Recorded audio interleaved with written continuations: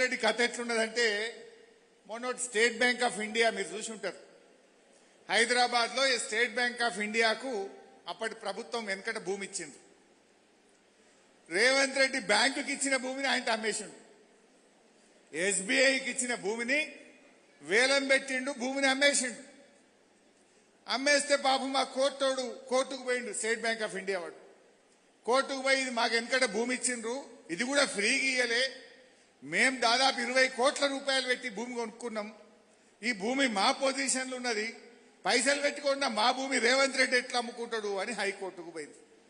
పోతే కోర్టు ఏం చేసింది, అరే వాళ్ళు పైసలు పెట్టుకున్నది నిజమే కదా, ఈ అమ్మకం తప్పు, దీని మీద స్టే ఇస్తున్నామని కోర్టు స్టే ఇచ్చింది. ఖతం రేవంత్ రెడ్డి ఇప్పుడు ఎస్బీఐ మీద పగబట్టిండు.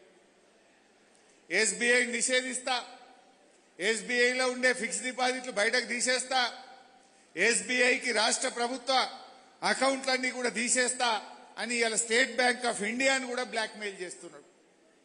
రేవంత్ రెడ్డి తీరు ఎట్లుందంటే ఎవరైనా ప్రశ్నిస్తే పగబట్టడు. ఇలా స్టేట్ బ్యాంక్ ఆఫ్ ఇండియానే నిషేధిస్తా అంటుండు. రేపు రిజర్వ్ బ్యాంక్ ఆఫ్ ఇండియా కూడా నీ మాట లేదనుకో, రిజర్వ్ బ్యాంక్ ఆఫ్ ఇండియాను కూడా నిషేధిస్తా అంటాడు. వరల్డ్ బ్యాంక్ కూడా నీ మాట లేదనుకో, ఈయన వరల్డ్ బ్యాంక్ కూడా నిషేధిస్తా అనే రకమే. కానీ విషయం ఏంటంటే రాష్ట్ర ప్రభుత్వానికైతే ఒక బ్యాంకు కావాలి కదా. ఇప్పుడు అవ్వాతాతలకు కేసీఆర్ ఇచ్చిన 2000 పెన్షన్ బ్యాంకులో పడాలి కదా, ఉద్యోగస్తులకు జీతాలు పడాలి కదా, రైతులకు రైతు బంధు పడాలి కదా. అంటే బ్యాంకులకు రాష్ట్ర ప్రభుత్వం యొక్క కార్యకలాపాలు నిర్వహించడానికి ఒక బ్యాంక్ అయితే కావాలి.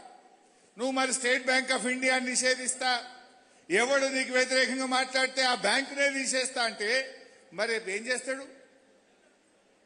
నాకు డౌటు, కొత్తగా ఏమైనా కొండలరెడ్డి బ్యాంక్ అని గిట్ట పెడతాడో ఏమో. పెట్టినా పెడతాడు, మస్తు జమ అయినాయి పైసలు.